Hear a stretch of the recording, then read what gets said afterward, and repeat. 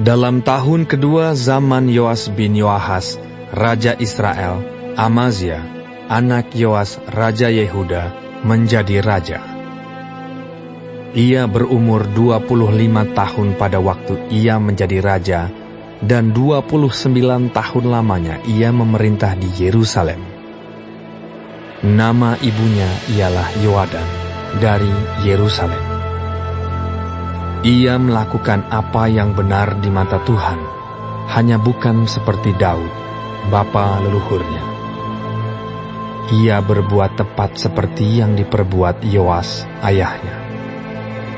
Namun demikian, bukit-bukit pengorbanan tidaklah dijauhkan. Bangsa itu masih mempersembahkan dan membakar korban di bukit-bukit itu.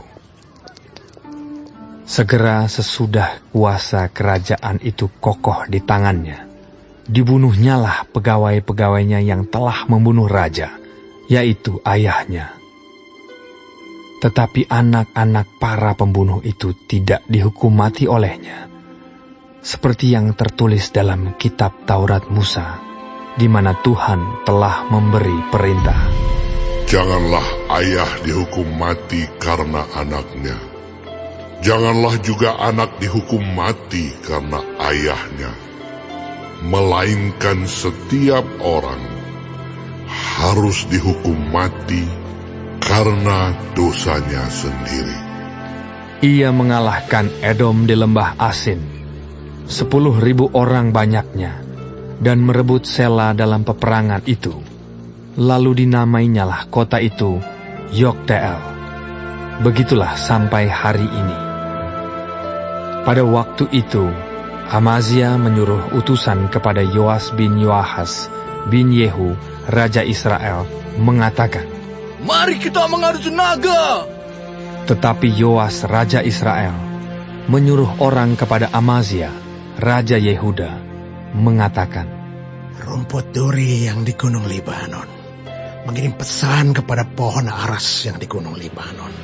Bunyinya, berikanlah anakmu perempuan kepada anakku laki-laki menjadi istrinya. Tetapi binatang-binatang hutan yang ada di Gunung Libanon itu berjalan lewat dari sana, lalu menginjak rumput duri itu.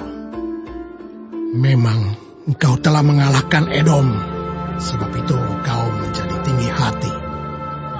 Cukuplah bagimu mendapat kehormatan itu, dan tinggallah di rumahmu. Untuk apa engkau menantang malapetaka, sehingga engkau jatuh, dan Yehuda bersama-sama engkau?" Tetapi Amazia tidak mau mendengarkan. Sebab itu majulah Yoas, Raja Israel. Lalu mengadu tenagalah mereka, ia dan Amazia, Raja Yehuda, di Bet-Semes, yang termasuk wilayah Yehuda. Yehuda terpukul kalah oleh Israel, sehingga masing-masing lari ke kemahnya. Yoas, Raja Israel, menangkap Amazia, Raja Yehuda, anak Yoas bin Ahazia, di Bet-Semes. Lalu Yoas masuk di Yerusalem dan membongkar tembok Yerusalem dari pintu gerbang Efraim sampai ke pintu gerbang sudut, 400 hasta panjangnya. Sesudah itu, ia mengambil segala emas dan perak dan segala perkakas yang terdapat dalam rumah Tuhan dan dalam perbendaharaan istana raja, juga orang-orang sandera. Kemudian pulanglah ia ke Samaria. Selebihnya dari riwayat Yoas, apa yang dilakukannya dan kepahlawanannya, dan bagaimana ia berperang melawan Amazia, Raja Yehuda, bukankah semuanya itu tertulis dalam kitab sejarah raja-raja Israel? Kemudian Yoas mendapat perhentian bersama-sama dengan nenek moyangnya, dan ia dikuburkan di Samaria, di samping raja-raja Israel. Maka Yerobeam anaknya menjadi raja menggantikan dia.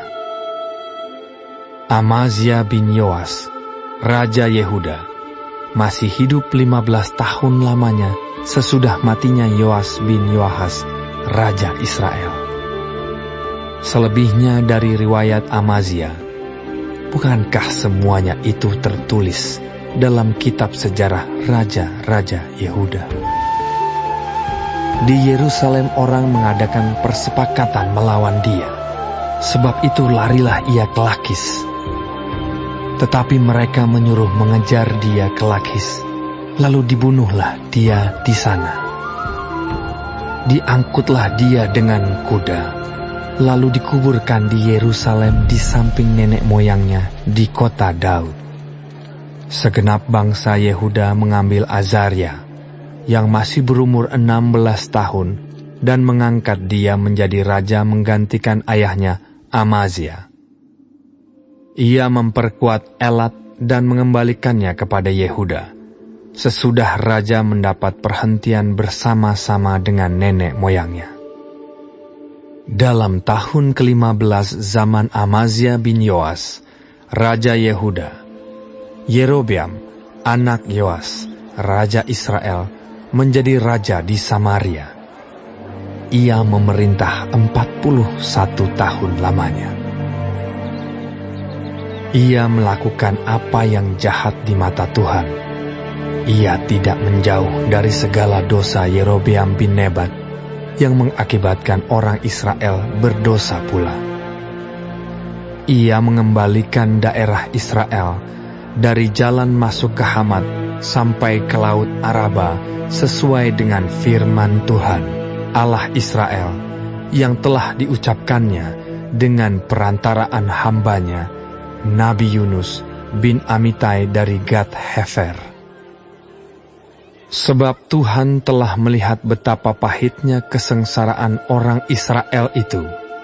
Sudah habis lenyap baik yang tinggi maupun yang rendah kedudukannya, dan tidak ada penolong bagi orang Israel.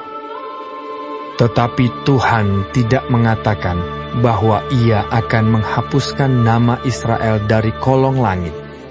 Jadi Ia menolong mereka dengan perantaraan Yerobeam bin Yoas. Selebihnya dari riwayat Yerobeam dan segala yang dilakukannya dan kepahlawanannya, bagaimana ia berperang, dan bagaimana ia mengembalikan Damsyik dan Hamat Yehuda ke dalam Israel, bukankah semuanya itu tertulis dalam kitab sejarah raja-raja Israel? Kemudian Yerobeam mendapat perhentian bersama-sama dengan nenek moyangnya, raja-raja Israel. Maka Zakaria, anaknya, menjadi raja menggantikan dia.